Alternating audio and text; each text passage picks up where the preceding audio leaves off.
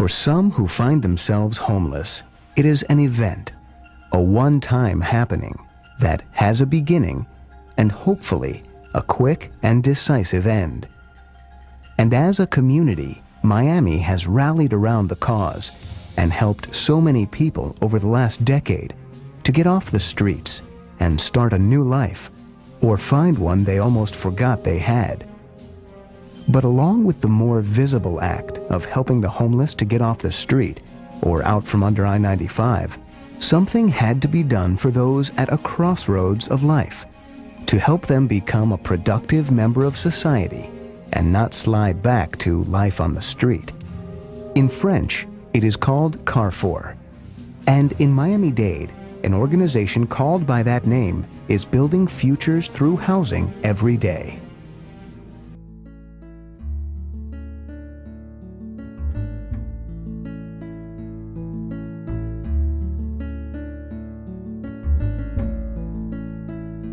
We are so glad to be here at this milestone at 20 years.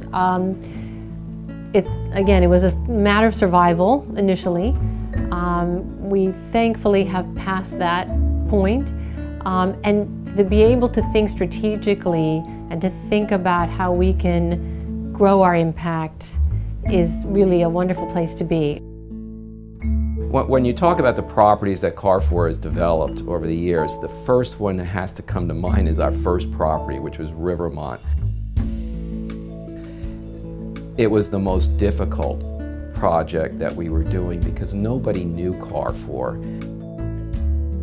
Eventually, and over a period of time, we were able to show everybody that this was actually going to be an improvement to the neighborhood. There was nothing to be afraid of, that this was going to be a wonderful project. So Carrfour has a commitment not only to develop housing, but to really be a catalyst for change in any community that we enter.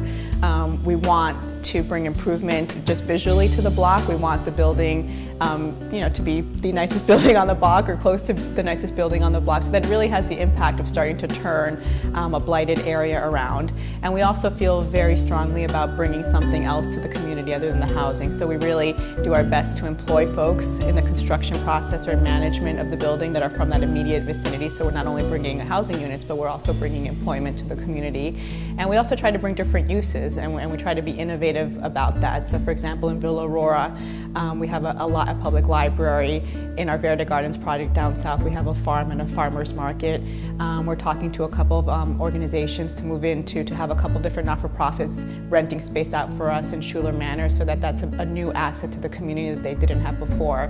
That's very important to Carrfour, that we're just not bringing housing units, which are important in and of themselves, but that we're really serving as a catalyst for the greater community that we're moving into.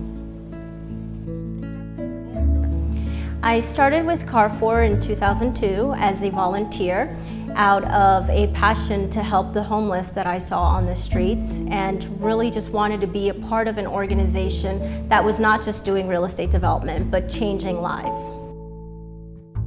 Impacting the neighborhoods and seeing a building go up is actually just one component of it. You know, when I drive by some of the neighborhoods that we develop in, I really see not just the number of units that we can build there, but the number and the faces of people that we will be changing their lives forever.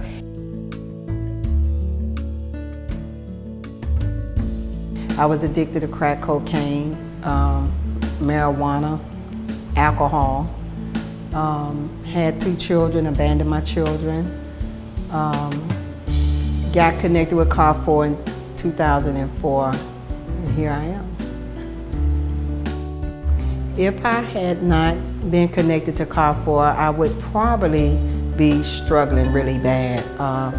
At the time when I got into Carrfour, I really needed some direction and I needed some guidance. I was, freshly clean, had about a year or 2 clean, and I moved back to Miami very scared, afraid, and didn't know what to do.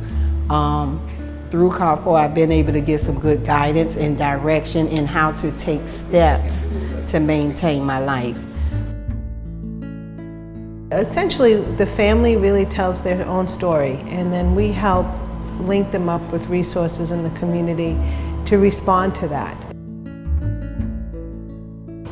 We have an employment and training specialist who works with each of the families or individuals who help them to define some of their employment goals. If English is not their first language, we refer them to some place where they can learn English. If they need a GED or other kinds of academic back training, then we also refer them to get their GED.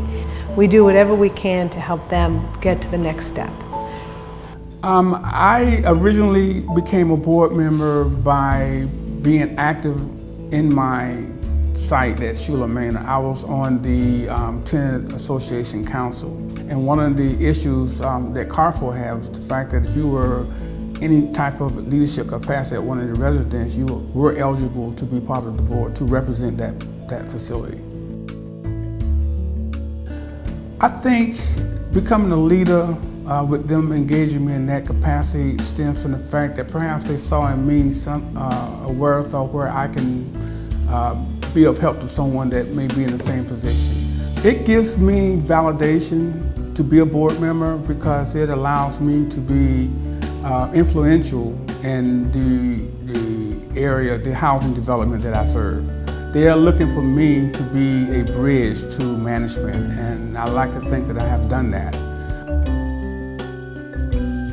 We really have a great reputation now with working with the neighbors, working with the neighborhood that we're going to be in, and now people are really expecting us to improve the neighborhood.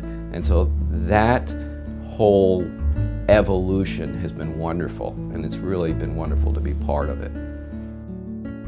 For every dollar that is donated to Carrfour, we are able to leverage $5 in government funding. So there's an extraordinary opportunity for every person to get involved in our mission to confront homelessness right here in South Florida.